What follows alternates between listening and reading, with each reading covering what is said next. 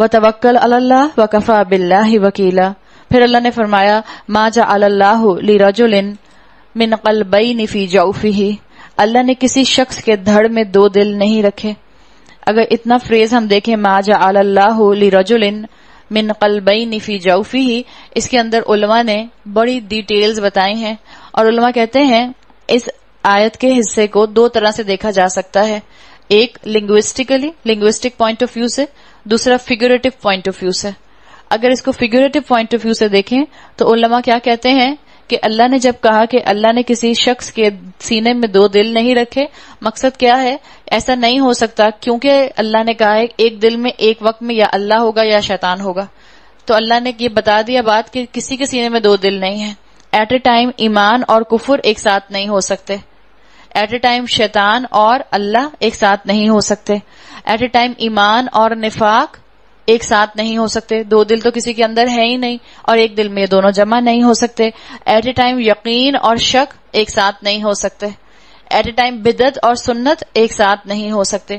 تو یہ اس کے فیگوریٹو میننگز ہیں، یہ اس کے ایڈیمیٹک ایکسپریشنز کے میننگ ہیں کہ جو اللہ تعالیٰ نے بیان کیے ہیں، جس کو اسکالرز نے پھر آگے ڈسکرائب کیا. دوسرا جو اس کے معنی بتاتے ہیں، جو اس کے لفظی معنی ہے، لنگوسٹک میننگز ہیں، وہ کہتے ہیں اگر آپ اس کے الفاظ کی خوبصورتی پر غور کریں تو قرآن کی ہر آیت میں معجزہ ہے، اس آیت میں بھی معجزہ ہے. اللہ تعالیٰ نے یہاں الفاظ استعمال کیے، ما جعل نہیں بنایا اللہ اللہ نے لی رجل کسی آدمی کے لیے. رجل کہتے ہیں عربی زبان میں آدمی کے لیے. اگر اللہ تعالیٰ یہاں پر انسانوں میں مرد اور عورت دونوں کو کہنا چاہ رہا ہوتا تو اللہ تعالیٰ یہاں پر استعمال کرتے ایک انس کا لفظ، انسان کا لفظ. اللہ نے کسی انسان میں دو دل نہیں رکھے، لیکن اللہ نے یہاں انسان کا لفظ استعمال نہیں کیا. اللہ نے یہاں اسپیسیفک کر دیا لی رجلن، مردوں کے اندر. تو وہ کہتے ہیں اسکالرز کہ اس کے لنگوسٹک میننگ کے پوائنٹ آف ویو سے اس الفاظ کی، ان جملے کی خوبصورتی کیا ہے کہ اللہ نے کسی مرد میں دو دل نہیں رکھے، اس لیے کہ عورتوں میں ایک وقت آتا ہے کہ دو دل ہوتے ہیں. کب ہوتا ہے؟ جب عورت پریگننٹ ہوتی ہے.